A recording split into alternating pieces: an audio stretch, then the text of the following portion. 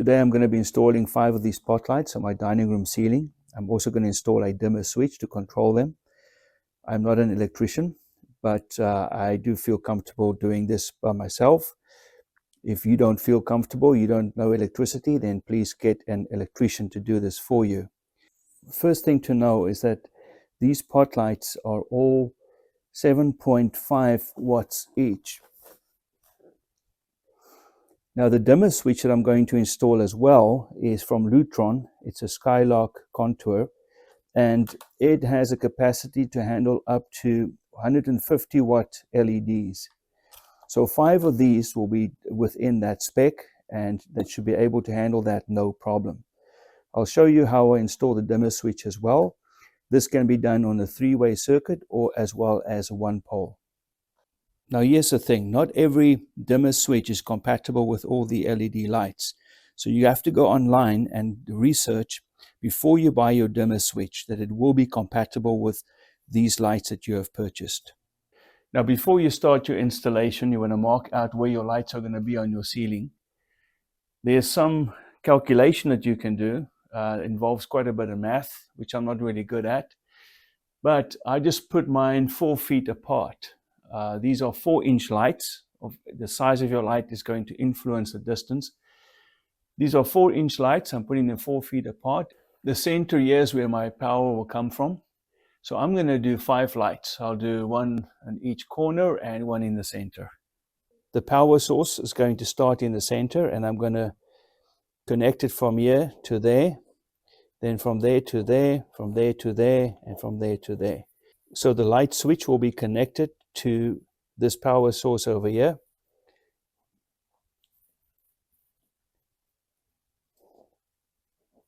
Now it's time to turn off the breaker at the panel so the power is cut. Once again, if you're not familiar or comfortable with electricity, then you shouldn't be doing this. You should get an electrician to come and do it for you. If you are doing it yourself, make sure you're wearing some safety glasses while you remove the covering and expose the wiring underneath. Now before you do anything else, you need to make sure there's no power. If you have a voltage tester like this, just make sure it's working, and you put this on the black wire, that is your live. The white wire that you will see, that is your neutral. When you touch it on the black wire, if there's no light turning up, then it means there's no power. Now I've turned the breaker on again just to show you what it looks like when the power is there. You see that the meter lights up red like that, indicating that this is live. I'm going to turn the breaker off again and we'll continue. Now if you don't have a voltage tester like that, you can always use a multimeter. Put the 2 prongs on the black and the white wires and see if you get any voltage. Mine's showing 0. So I'm good to go. So to remove this box, you see the lip on the outside. You have to lift it up from top of the ceiling. So I'm going to have to go up into the ceiling and remove it from there. So we had to go inside the ceiling to see where all the joists are, and we marked them out, measuring from our hole. So we have one running this way, and we want to make sure that when we do the holes for our pot lights, that it's not where a joist is situated. So we need to be inside of it or outside of it. In our case, we'll be inside, so we'll be good. So now you want to make a template the size of that you need for your pot light, maybe just a tad smaller because you're going to draw a circle around it. And then you want to measure from both sides where you want it to be. And then you're going to just place that on the ceiling, take a pencil, and you're going to just draw a circle and just mark out where you need to cut away. Now, if you don't have access from the top in your ceiling to find out where your joists are, you can use a stud finder and just run it across your ceiling, and it's going to indicate to you where your joists are situated. Now that we've done all the circles, now it's time to cut them out, and you can just use a drywall saw like this. Just line it up, give it a punch.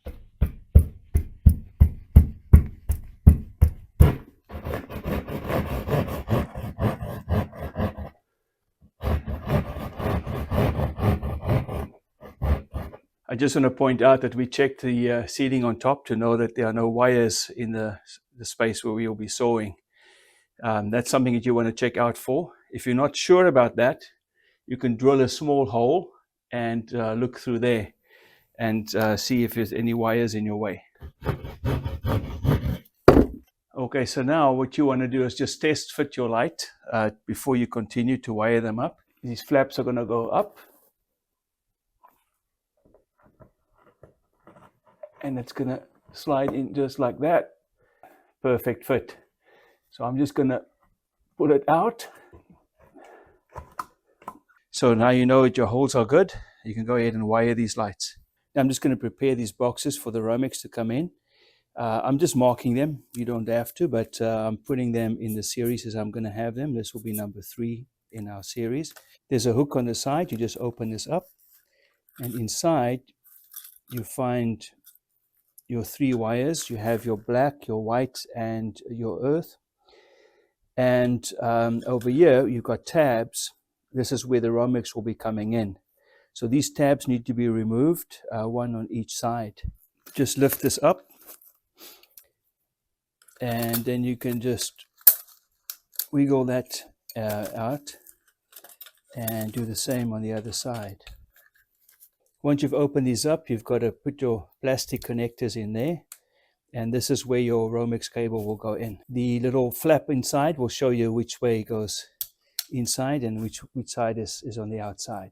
Now we start wiring up these boxes. Inside you will see the push connectors, and I'm using Romex. This is 14 gauge. You can use 16 gauge. That should be fine on these lights. I'm just doing one box and one cable at a time, and then I'll connect them once they're up in the ceiling itself. So your Romex needs to go right through into the box. You need to connect each connector to this proper color. We'll just start with the earth or the ground wire here. You push it straight into that connector, and once it's going all the way, you'll feel it doesn't pull out, and then you know it's properly seated. You'll see in this push connector there's space for 4 of these, so I'm just using the second one now, and then when the other cable comes in from the other way, it's going to use a third one. So once again, we just push that in all the way till it's snug and doesn't pull out. So now it's going to be ready to go into the ceiling, and then the other cable will come from that side to the other pot light. Now the next thing you want to do is just feed the wire through from one hole to the next, and make sure that all the boxes now get connected. Once all the wiring is connected over there, you're going to just close this box, and then you're going to put your light back on, connect that to the box itself. This gets pushed inside your ceiling, and then the light is going to go up. Both these flaps have to go to the upside, and then you just push it in and it snaps in place once there. That's your first light done. Now just do the other 4 as well. Okay, well now we've done, all the lights are installed, and the moment of truth, we put the breaker switches back on, and now we turn on the light switch. Oh, nice. Excellent. You can see clearly now. Now here's the thing about dimmers. Not all dimmers are compatible with LED lighting. And those dimmers that are compatible with LED lighting, not all of them are compatible with a specific lighting that you might have. So you need to do research to make sure that your lights are compatible with the dimmer that you want before you purchase your dimmer. And then once you've purchased it and you want to install it, the first thing then that you want to do is now turn off the circuit breaker so that you don't have any power coming to the switch. The first thing I do here is I turn on the lights to see if they turn on, and they don't. Now I'm just going to remove the cover plate here.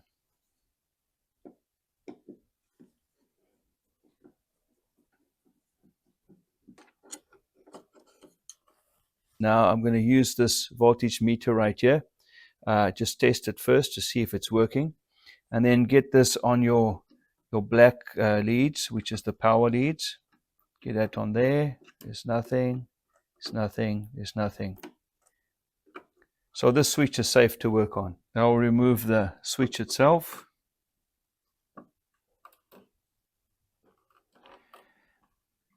As you pull that out, you can see the wiring underneath. We have the black wire, which is the live. We've got the white, which is neutral. And then we've got the bare copper wire, which is the earth or ground. As you can see, the switch only had 2 black wires coming in and going out. The black line coming from the breaker panel is the live one. It brings the current in. And then this is the lead one going up to the lights. You'll see that the switch will then make the connection between the live and the lead wires to connect the circuit and turn on the lights. You'll see that the new dimmer switch has 4 wires.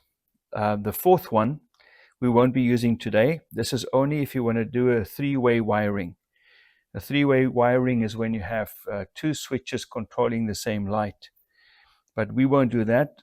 Ours will be single pole. We only have 1 switch going to 1 set of lights.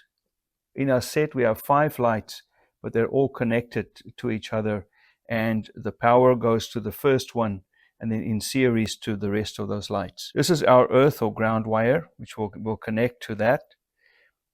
This black here is our live one. We'll connect this to the black coming up from the breaker panel.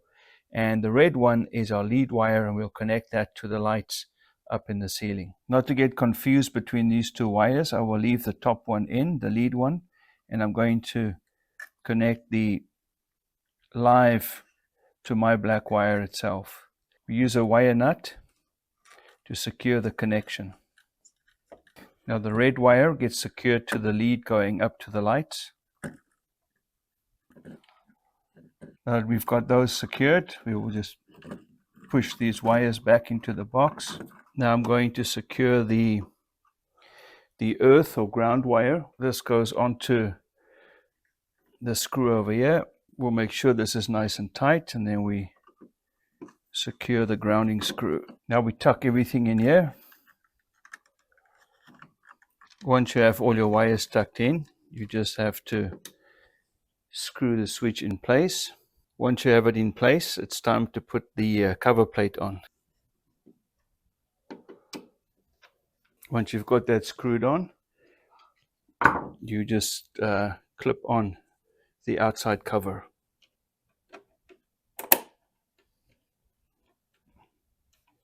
And there you are. Now we'll turn the breaker switch back on and then see if the lights are working. Turn on the switch and the lights are on. Dim the lights as you turn it up and down. The lights turn on and off, which is what you want. And then the dimmer is going to dim those lights all the way down and all the way up. So that was a successful install. Very happy with that. And if you like this video, then please give it a like and consider subscribing. Hope to see you on the channel again.